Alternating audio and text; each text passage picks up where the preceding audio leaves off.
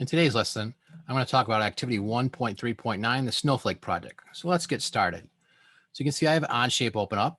I'm going to go up to Create, New Document. I'm going to give it a good name. Call it Snowflake. I'm going to put my last name at the end of it. It's going to make it easier later on to find out whose is whose. And we'll hit OK. Now, of course, I want to turn off a couple of these work planes. I'm going to turn off my right and my top work plane. So I just need my front. Now I'm going to show you a couple new commands today. I'm going to show you how to insert an image, and I'm also going to show you how to do a mirror pattern. So let's get started. I'm going to put a new sketch on here, and I'm going to look straight at it. Now I'm going to bring in an image to help me draw. You do not have to bring in an image to make your own snowflake. You can go random, but I am going to bring in an image kind of to help me make this. So what I'm going to do is go up to this command right here, and I'm going to go to Insert Image. And I don't have one stored, so I'm going to go down here to Import. I have one stored somewhere else. I have one in my documents, so I'm going to scroll down here and find my little snowflake. There it is. And I'll select Open. Okay, just like a part, there it is. I'm just going to double click on it. I'm going to come over here and paste it anywhere. And then I'll open it up. Now, I want to definitely use my origin.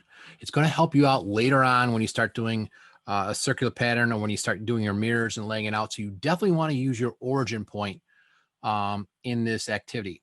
So I want my snowflake to be right in the center of that origin. So the easiest way for me to do that is I'm going to make two diagonals like that. And then I'm just going to trim off just so I can find it real quick. A couple of the edges so I can find that point real quick. So that point is in the middle of this drawing. So I'm going to use my coincidence constraint. I'm going to grab the center point of that and the center in my origin and snap it right down on there. So that's looking pretty good right now. We'll hit escape.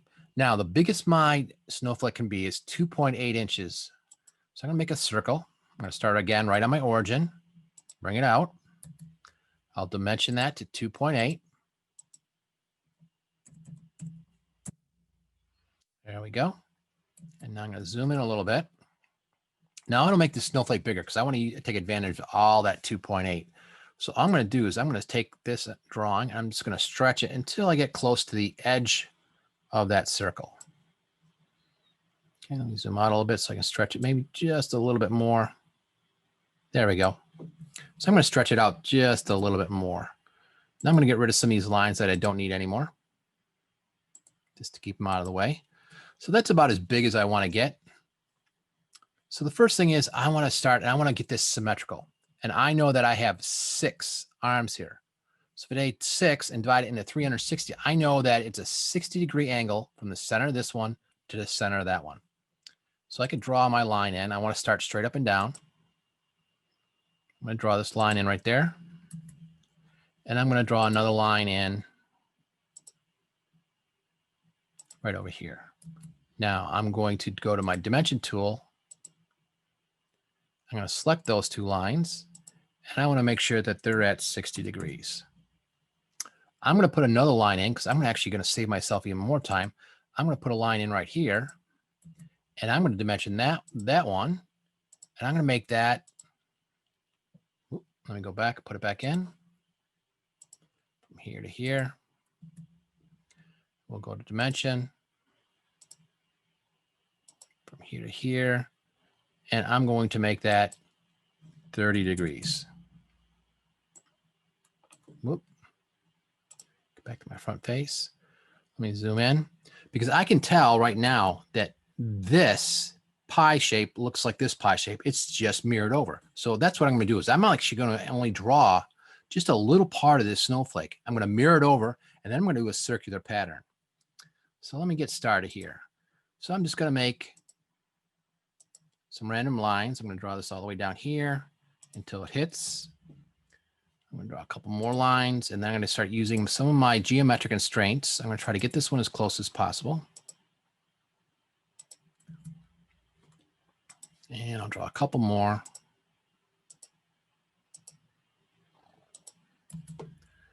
And maybe 2 more. One from here to that line.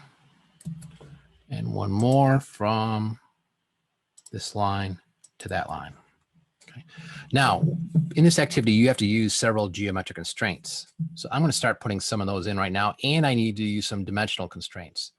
So I'm going to zoom in here, and I'm going to stick a dimension on that right there. And I'm going to make it something here. So I'm going to make it 0.075. Something nice and easy. Okay. I'm going to hit escape. I'm going to pull this down maybe just a little bit, so it's close to that line right there. Now I'm going to look at this area right here. What I'm going to do is I'm going to grab this. I'm going to pull this one down just a little bit and maybe pull that one up just to kind of line it up a little bit more. What I'm going to do is I'm going to lock this one in place. So I'm going to use the fix or lock constraint, and I'm going to lock that one right in place because I think that looks pretty good. So I'm going to lock that one right in. And if you notice it turns black, tells me it's all locked in. I'm going to now go up and use my parallel constraint. I'm going to make sure this one and this line are parallel. And I'm going to then go back and make sure that this line and this line are parallel. This line and this line are parallel.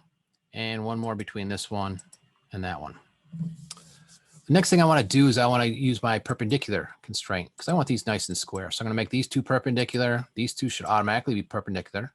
I'm going to go back and make sure these two are perpendicular and those two are perpendicular. I'm going to go up, grab my dimension tool, and I'm going to come up here and put a dimension on, and I'm going to make that something simple.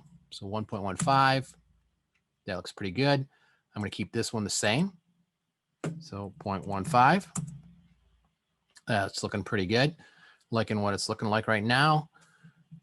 It looks pretty good. And I don't think I have to add any more dimensions on. I think everything is looking pretty good. What I'm going to do now is I'm going to get rid of a lot of stuff that I don't want to mirror. Okay. So I'm going to X out a command. Well, I don't really need to mirror this line, so I'm going to delete it. I don't need to mirror this line anymore. I don't need it, so I'm going to delete it. I'm going to leave this line in because this is the line I'm going to mirror. I'm going to flip this over onto this side over here. So what I'm going to do is I'm going to go and I'm going to window everything. Whoop, move that back. We'll go up to our mirror command, which is right here. I'm going to window everything that I want to mirror. And then I need to pick a mirror line. So I'm going to pick this line right here. And you can see that, wow, it plopped it right over and real nice for me. Looks identical. I'm going to use my little trim tool. And I'm going to get rid of some of this other stuff that I don't need. So I'm going to trim out this and this one. I'm going to trim out that. And I'm going to trim out all this right here. I don't need all those lines. I'm going to get rid of this line right here because I don't need it anymore. So I want to get it out of my way so I can see what everything looks like. And it's looking pretty good. I don't need my circle anymore, so I'm just going to get rid of it. So now I have just this shape right here. All right, so we'll slide it up a little bit. We'll zoom out. So now what I'm going to do is I'm going to go up to my circular pattern. Now I could do circular pattern either in 2D or 3D. I'm just, for this activity, I'm going to do it in 2D. So I'm going to go circular pattern. And I'm going to grab everything I want to put around my center point. Now it has my center point right here, which is looking pretty good. Now I know I have 6 of these, and there's my 3. It's tough to find. I'm going to go and type 6. And you can see that it actually has put them all in. They've gotten darker. So I'm just going to left click. And there they all are. So I'm going to finish my sketch. I always like to go into isometric mode. We're going to extrude. I'm going to grab that whole sketch. And I always want to make the first one go backwards. And our constraints say that this has to be 0.125. So I'll make it go back 0.125. And as you can see, there is my nice snowflake. I'll turn off this so you can see it. There's my nice snowflake. Real quick and easy to do. Now you can use an image to help guide yourself if you want, or you can just do it freehand. But if you use arcs like I did, those angles of 60 degrees, 30 degrees, figure out how many you want in there, it's going to make your life a lot easier. The last thing I want to show you is how to export this. So I'm going to go down here to where it says Part Studio 1. I'm going to right click and select export. When my window comes up, I'm going to give it a name.